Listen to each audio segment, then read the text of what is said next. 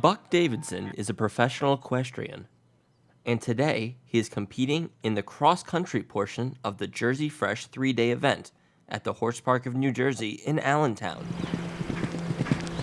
Buck has competed in eventing his entire life, but he was originally drawn to the sport because of his father, who was also a very successful 3-day eventer. My family's done it. My dad has been world #1 for a long time.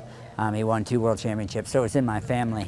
So I've been riding since I was 4. I did, this Jersey Fresh, first time that they ever had it, I did it. And so I've won it once, and so it's a lifetime of riding.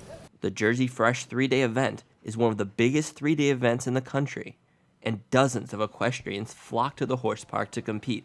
Well, this is a sport that is in the Olympic Games, and this event in particular is sort of a lead up to the World Championships next year, and then the Olympic Games in 2 years after that. So this is a stepping stone in that process.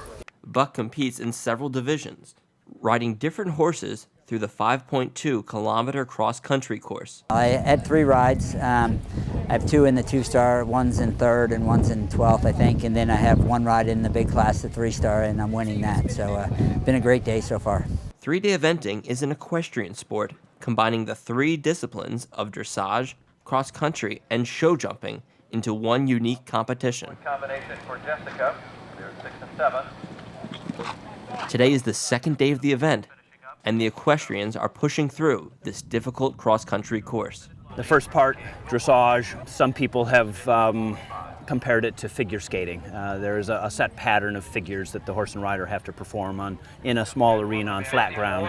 This is the endurance part of it, and is meant to be the big part. Of the 3 parts of the sport, is meant to be the biggest part, the most influential part on the scoreboard.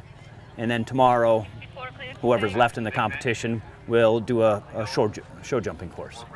And it's an interesting sport in that men and women compete together equally on the same team.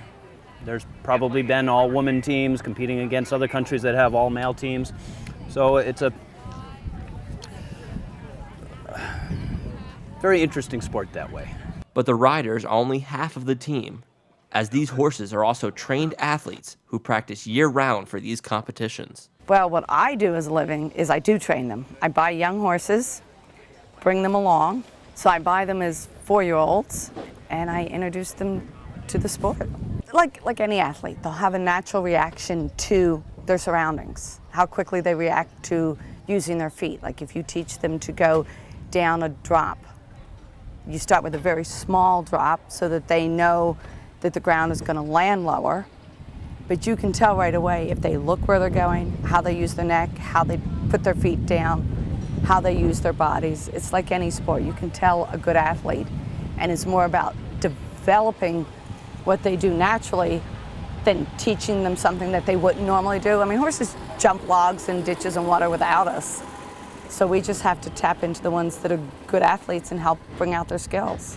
These athletes will continue to tour the world and compete at other 3-day events, all in hopes of qualifying for next year's World Championship.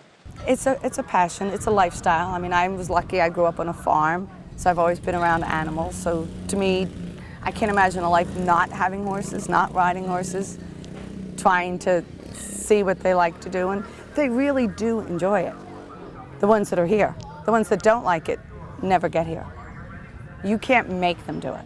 It's no different than any other professional athlete. You want to get better. You want to test the world, and if you are staying the same, people are passing you. So you've got to keep upping your game all the time, and keep trying to get better horses, more owners, and more supporters, and along the road we go.